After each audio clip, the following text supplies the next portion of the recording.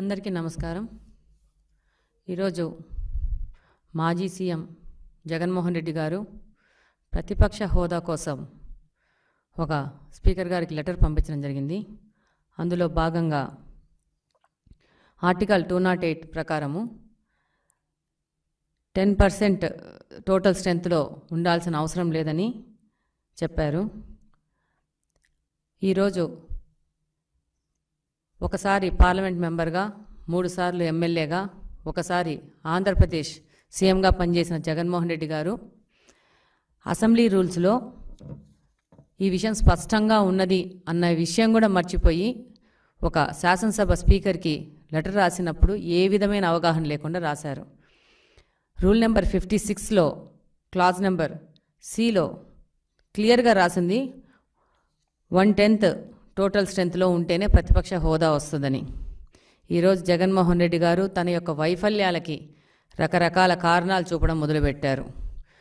ఈరోజు ప్రజలకు మొహం చూపించే లేక, ధైర్యం లేక మొన్నటి వరకు ఈవీఎంలు కారంగా ఓడిపోయానని, ఈరోజు ప్రతిపక్ష హోదా ఉంటేనే అసెంబ్లీకి వస్తాననే విధంగా ఆయన లెటర్ రాశారు. ఇదే సీఎం గారు ఈరోజు ఎక్స్-సీఎం గారు కడప పార్లమెంట్లో ఉన్న 7 స్థానాల్లో పులివెందుల కాన్స్టిట్యున్సీ నుంచి గెలిచారు. మేము కడప అసెంబ్లీ నుంచి గెలిచాం. మన ఇద్దరి పని ఏంటంటే ప్రజా సమస్యల కోసము పోరాడము, ప్రజా సమస్యలు తీర్చే విధంగా మనం పని చేయాలి.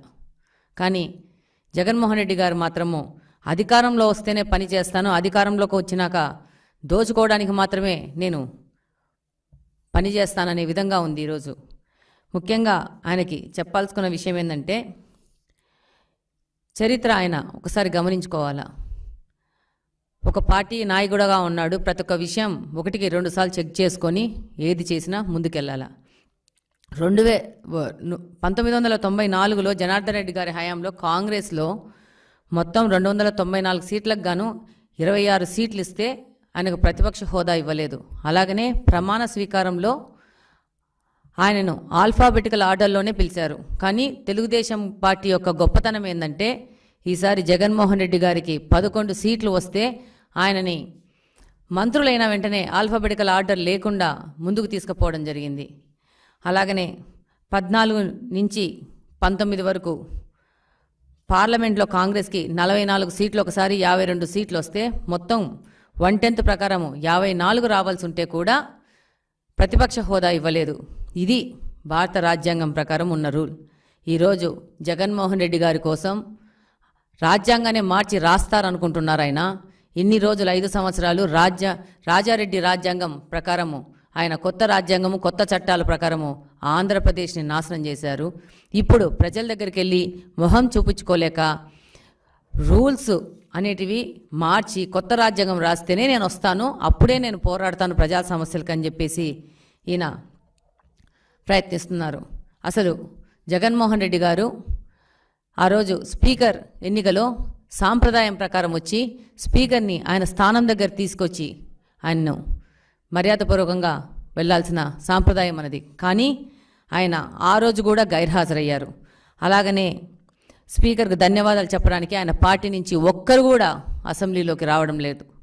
ఇది ప్రజలందరూ గమనిస్తున్నారు.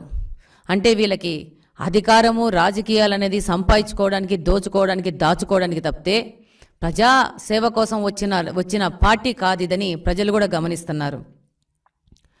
ఈరోజు లెటర్ ఇచ్చి తను రాకుండా ఉండడానికి ఒక సింపతి డ్రామా ఆడి ప్రజల దగ్గరికి వెళ్ళాలన్న ఒక ఆలోచన తప్పితే, ఈరోజు నువ్వు ఒక ఎమ్మెల్యే, నేను ఒక ఎమ్మెల్యే, మనం ఇద్దరం వెళ్ళి రాష్ట్రం మన కాన్స్టిట్యున్సీలో ఉన్న సమస్యల మీద పోరాడి అక్కడున్న సమస్యలు పరిష్కారానికి మాత్రమే మనకు ఓట్లు వేశారు ప్రజలు. ఆ విషయం మీరు గమనిస్తే బాగుంటుంది. ఈరోజు మీరు అన్నీ మర్చిపోయినారు. ఆ రోజు 2019లో 23 సీట్లు వచ్చిన తెలుగుదేశం పార్టీలోంచి 6 మంది శాసనసభ్యులను పీకేస్తే ప్రతిపక్ష హోదా కోల్పోతుంది తెలుగుదేశం పార్టీ అనేసి ఆ రోజు అందరి మధ్యన రికార్డులో ఉంది మీరు మాట్లాడిన మాటలు. అలాగనే మీ యొక్క క్యాబినెట్లో పనిచేసిన పేర్ని నాని అనే వ్యక్తి ద్వారా 6 మందిని తెలుగుదేశంలో గెలిచిన ఎమ్మెల్యేలని గుంజాలని మీరు ప్రయత్నం చేసిన మాట వాస్తవం కాదా? ఆ రోజు తెలుగుదేశం పార్టీకి ప్రతిపక్ష హోదా లేకుండా వాళ్ళని చెయ్యాలని ఒక దుర్మార్గమైన ఆలోచన చేసిన మీరు ఈరోజు ప్రతిపక్ష హోదా మీద మీరు అసెంబ్లీకి రాకుండా ఉండడానికి నెట్టడం జరుగుతూ ఉంది. ఆ రోజు తెలుగుదేశం పార్టీ 4 సభ్యులు వెళ్ళినా కూడా 19 సభ్యులతో ప్రతి ఒక్క అసెంబ్లీ సెషన్కి వెళ్ళడం జరిగింది. ప్రజా సమస్యల మీద పోరాడడం జరిగింది. ఒకవేళ మీరు ఏ విధమైన అవమానాలు చేసినా దాన్ని భరిస్తూ ప్రజల పక్షాన్ని నిలబడడం జరిగింది తెలుగుదేశం పార్టీ. అలాగనే 14 నుంచి 19 వరకు మీరు ప్రతిపక్షంలో ఉన్నప్పుడు రాకపోతే మా యొక్క తెలుగుదేశం ఎమ్మెల్యే ప్రజా సమస్యల మీద పోరాడడం జరిగింది. మీకు బాగా తెలుసు, గౌతు శిరీష గారు ఆఫ్షోర్ ప్రాజెక్టుకు నిధులు ఇవ్వకపోతే నిరసన కూడా చేశారు.